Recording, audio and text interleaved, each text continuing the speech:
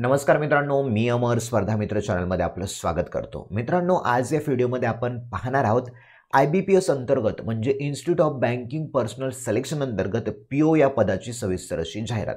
मित्रांनो, IBPS PO ची जाहिरात निघालेली आहे आणि या जाहिरातीमध्ये किती वॅकन्सी आहेत त्या सर्व काही आपण बँकेनुसार पाहणार आहोत. तसेच परीक्षेचा सिलेबस काय असणार आहे, प्रीचा सिलेबस काय, मेनचा सिलेबस काय, महत्त्वाच्या डेट, महत्त्वाचे लागणारे डॉक्युमेंट काय, सगळी काही माहिती आपण पाहणार आहोत.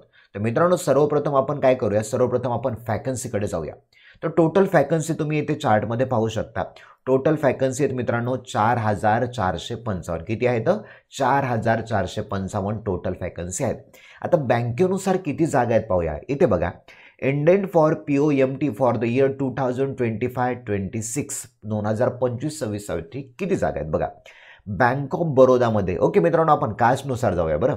तर बँक ऑफ बरोडामध्ये SC साठी आहेत बघा NRचा अर्थ दिला नॉट रिपोर्टेड, म्हणजे सध्या त्यांनी काही डिक्लेअर केलं नाही पण येऊ शकतात. ओके, तर बँक ऑफ बरोडामध्ये बघा SC साठी NR आहे, ST ला NR, OBC NR, म्हणजे सगळ्यासाठी NR दिले त्यांनी. हे आउट ऑफ इच PWBD म्हणजेच काय तर फिजिकली डिसेबल्ड जे व्यक्ती असतात, अपंगत्व प्रवर्गामध्ये येतात त्यांच्यासाठी. नंतर बघा बँक ऑफ बरोडामध्ये SC साठी 132 येतं, ST साठी 66, OBC साठी 238, EWS ला 88, UR म्हणजे अनरिझर्व ओपन कॅटेगरीला 361, टोटल आहेत 885. तर हे अपंगत्व प्रवर्गामधले बघा HI हिअरिंग इम्पेअर्ड 9 आहेत, OC असेल 9, FI 8 आहेत, ID 9 आहेत.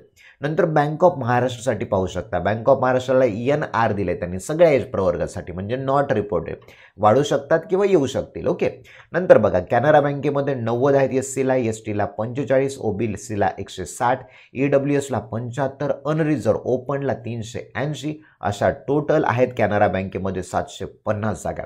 तर अपंगत्वामध्ये 7 आहेत HI ला, OC ला 8 आहेत, FI ला 8 आहेत, ID ला 7 आहेत. नंतर बघा central bank of India CBI. तर CBI सेंट्रल बँक ऑफ इंडियामध्ये SC ला 300 आहेत, ST ला 150 आहेत, OBC ला 540, EWS ला 200, UR अनरिझर्व ओपन कॅटेगरीला 810 आहेत. अशा पद्धतीने टोटल सेंट्रल बँक ऑफ इंडियामध्ये 2000 वॅकन्सी आहेत. नंतर येतो HI मध्ये 20 आहेत, OC मध्ये 20, FI मध्ये 20, ID मध्ये 20. इंडियन बँकेसाठी NR नॉट रिपोर्टेड, म्हणजे त्यांनी सध्या डिक्लेअर केलेलं नाही आहेत. नंतर बघा इंडियन ओव्हरसीज बँकमध्ये SC साठी 42, ST ला 22, OBC ला 84, EWS ला 22, UR ला 90. अशा पद्धतीने टोटल 260 जागा आहेत. HI साठी 7 आहेत, OC साठी 2 आहेत, FI ला 2 आहेत, ID ला 6 आहेत.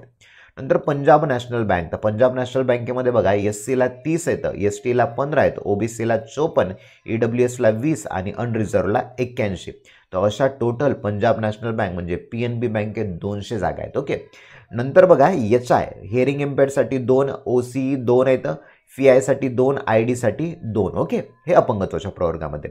नंतर पंजाब अँड सिंध बँकमध्ये पाहू शकता SC ला 63 आहेत, ST ला 34 आहेत, OBC ला 109, EWS ला 30, UR अनरिझर्व म्हणजे ओपन कॅटेगरीला 124, अशा टोटल 360 आहेत. मग HI ला 17 आहेत, OC ला 3 आहेत, FI ला 4 आहेत आणि ID साठी 11. नंतर युको बँक आणि युनियन बँक ऑफ इंडिया या जागांच्या वॅकन्सीत आहेत पण सध्या नॉट रिपोर्टेड आहेत.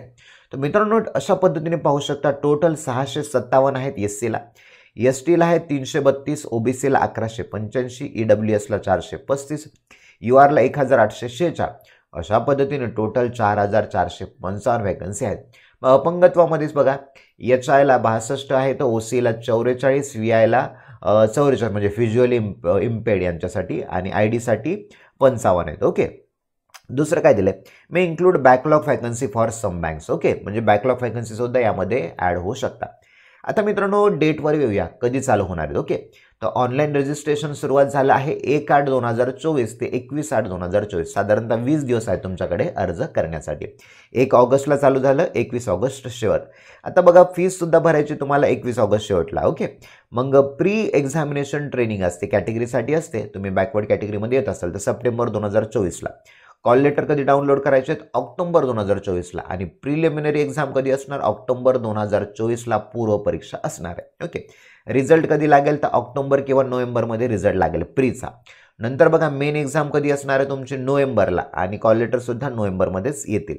रिझल्ट कधी लागणार मेनचा तर नोव्हेंबर किंवा जानेवारीच्या पहिल्या याच्यामध्ये. ओके. आणि इंटरव्ह्यू कधी होणार तर जानेवारी फेब्रुवारीमध्ये तुमचा इंटरव्ह्यू होईल आणि एप्रिल 2025 म्हणजे 100% 1 एप्रिल 2025ला तुमचं सर्व काही म्हणजे इंटरव्ह्यूचा निकाल, प्रीचा निकाल, मेनचा एक्झाम सगळं काही 1 तारखेला कुठे तुम्हाला जॉईनिंग मिळेल वगैरे सर्व काही देतात. ओके. आता PET may be conducted either in online mode or physical mode. Okay. चला पीईटी म्हणजेच काय तर प्री एक्झाम ट्रेनिंग जे असतात ना, आता तुम्हाला सांगितलं तर त्या एक्झाम ट्रेनिंग जी असते समजा तर ती ऑनलाईन किंवा ऑफलाईन दोन्ही पद्धतीने होऊ शकणार आहे. महत्त्वाचं आणखी काय याच्यामध्ये आपण पाहूया. बघा बँका तुम्हाला आता सांगितलं कोणकोणच्या एवढ्या बँका आहेत. तुम्हाला त्याचं कोड टाकण्यासाठी किंवा तुम्हाला प्रेफरन्स देण्यासाठी अगोदरचं जे वापरली आपण स्लाईड तर ती तुम्ही पाहू शकता. इलिजिबिलिटी क्रायटेरिया काय म्हणजे पात्रता काय काय आहे. तर बघा पात्रता सिटीजन इंडियाचं असणं आवश्यक आहे.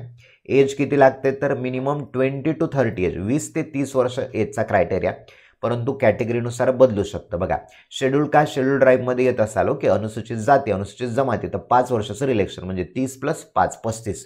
अदर बॅकवर्ड ओबीसीसाठी असेल तर 3 वर्षाचं म्हणजेच काय तर 33. पर्सन विथ बेंचमार्क डिसॅबिलिटी अपंगत्वामध्ये असेल तर 10 वर्षाचं म्हणजे 40 वर्षाचं. एक सर्व्हिसमॅन असेल तर त्यांना 5 वर्षाचं. ओके. पर्सन अफेक्टेड बाय 1984 राईटमधला असेल तर त्यांना 5 वर्षाचं असणार आहे रिलॅक्सेशन. ओके. नंतर reservation for person with benchmark disability. Okay. बघा सुरुवातीला आपण जाहिरात पाहिली कुठल्या कॅटेगरीसाठी किती जागा आहेत हे सुद्धा पाहिलं तर त्यानुसार रिझर्वेशन असणार आहे. ओके. तर हे लॉंग फॉर्म पाहू शकता तुम्ही. OR म्हणजेच काय तर इथे दिलेलं आहे बघा. ओके. HI हिअरिंग इम्पेअर्ड म्हणजे HI म्हणू शकता. ऑर्थोपेडिओलॉजिकली चॅलेंज याला आपण OC किंवा लोकोमोटर डिसॅबिलिटी त्याला LD असं म्हणू शकतो. OC किंवा LD. ओके. मग अपंगत्वानुसार जागा आहेत. इंटेलेक्च्युअल डिसॅबिलिटी असेल तर त्याला ID म्हणतात त्यानुसार सुद्धा जागा होत्या. ओके. मल्टिपल डिसॅबिलिटी त्याचे प्रकार असतात. आणखी महत्त्वाचं काय काय याच्यामध्ये आपण पाहणार आहोत. ओके. चला आता पाहूया एज्युकेशनल क्वालिफिकेशन. एज्युकेशन क्वालिफिकेशन शैक्षणिक पात्रता काय तर डिग्री पाहिजे तुमच्याकडे. बघा degree graduation in any discipline कुठल्याही शाखेची BA असो BCom असो BSc असो इंजिनिअरिंग असो मेडिकल असो काही असो द्या डिग्री पाहिजे. University recognise by the government of India भारतीय सरकार किंवा सेंट्रल गव्हर्नमेंटनी क्वालिफाईड रिकग्नाइज केलेली युनिव्हर्सिटी आवश्यक आहे.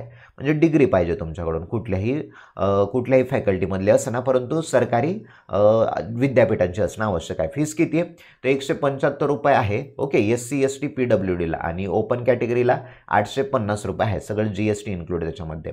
आता प्री एक्झामचा सिलेबस पाहू शकता. त्याच्यामध्ये 3 आहेत. इंग्लिश आहे क्वांटिटिव्ह ॲप्टिट्यूड रिझनिंग ॲप्टिट्यूड. इंग्लिशसाठी 30 प्रश्न आहेत maximum mark 30 mark. Okay. Medium English आहे वेळ किती असणार आहे 20 मिनिट्सचा.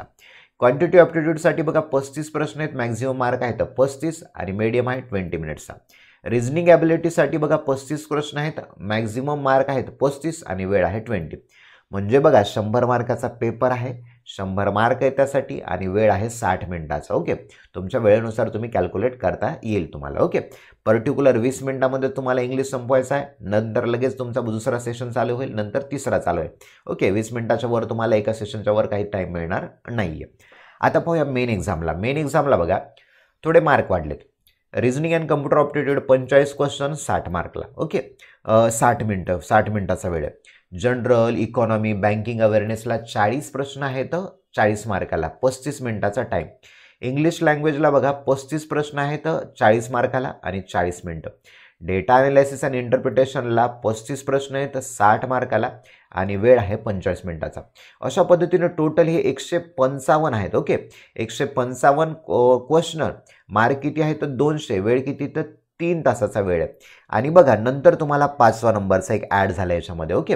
English language letter writing essay writing. Okay. 2 प्रश्न असणार एक लेटरचा असेल एक एसेचा असणार आहे. तर दोन्हीसाठी तुम्हाला 25 मार्क आहेत. इंग्लिशमध्ये लिहायचं. ओके. म्हणून प्रॅक्टिस करा इंग्लिशमध्ये लिहायचं. टाईम किती असणार आहे तर 30 मिनिटाचा तुमच्याकडे वेळ असणार आहे. ओके. आणखी महत्त्वाचं काय बघा आता पेनल्टी रॉंग आन्सर प्रश्न चुकला तर 1/4 किंवा 0.25 आहे. 4 प्रश्न चुकले तर तुमचा 1 मार्क कटणार आहे. Okay. Cut off score online main एक्झामिनेशनचा. ओके. आणखी महत्त्वाचं काय याच्यामध्ये आपण बघूया. ओके. प्री एक्झामिनेशन ट्रेनिंग एक तर ऑनलाईन किंवा ऑफलाईन तर महाराष्ट्रामध्ये तुमचे जवळचे जिल्हा असेल तिथं होऊ शकेल. ओके. तर त्या पद्धतीने तुमचं जवळचा औरंगाबाद असेल तर औरंगाबादला होईल पुण्याला होईल एक्सेट्रा. इंटरव्ह्यू आहे 100% इंटरव्ह्यू. तुमची प्री एक्झाम झाली मग मेन एक्झाम झाली मग मेन एक्झामचा जो स्कोर येईल तर त्या स्कोरवर डिपेंड होईल तुम्हाला इंटरव्ह्यूसाठी क्रॅक आहात का नाही आहात. ओके. चला आणखी महत्त्वाचं काय याच्यामध्ये आपण सर्व काही डिटेलमध्ये पाहणार आहोत. ओके, चला जागा तर आपण पाहिल्या. आणखी महत्त्वाचं हाऊ टू अप्लाय. फीस तर सांगितली तुम्हाला 175, SC ST PWB सर्वांना 850. आणखी महत्त्वाचं डॉक्युमेंटबद्दल तुम्हाला सांगतो, कोणकोणचे डॉक्युमेंट तुम्हाला स्कॅन करावं लागणार आहेत. ओके, तर त्याच्यामध्ये तुम्हाला मित्रांनो फोटो करायचा आहे, सिग्नेचर करायचे तुम्हाला त्याच्यामध्ये. ओके, फोटो असेल, सिग्नेचर. आता इथे बघा, फोटो सिग्नेचर डाउनलोड करायचे. आता प्री आणि मेन एक्झामचे सेंटर कुठले. आता आपण महाराष्ट्रासाठी भरणार, तर महाराष्ट्रामध्ये सेंटर बघा, अकोला, अमरावती, छत्रपती संभाजीनगर, औरंगाबाद, चंद्रपूर, जळगाव, कोल्हापूर, लातूर, मुंबई, ठाणे, नवी मुंबई, नागपूर, नांदेड, नाशिक, पुणे, सोलापूर. तसेच छत्रपती संभाजीनगर, मुंबई, ठाणे, नवी मुंबई, नागपूर, पुणे हे सेंटर असणार आहेत. ओके, आता आणखी महत्त्वाचं याच्यामध्ये, ओके, या ठिकाणी तुम्ही परीक्षा सेंटर चूज करू शकता फॉर्म भरताना. आता फोटो लागणार आहे. फोटो किती पाहिजे बघा, 20 ते 50 KB पाहिजे.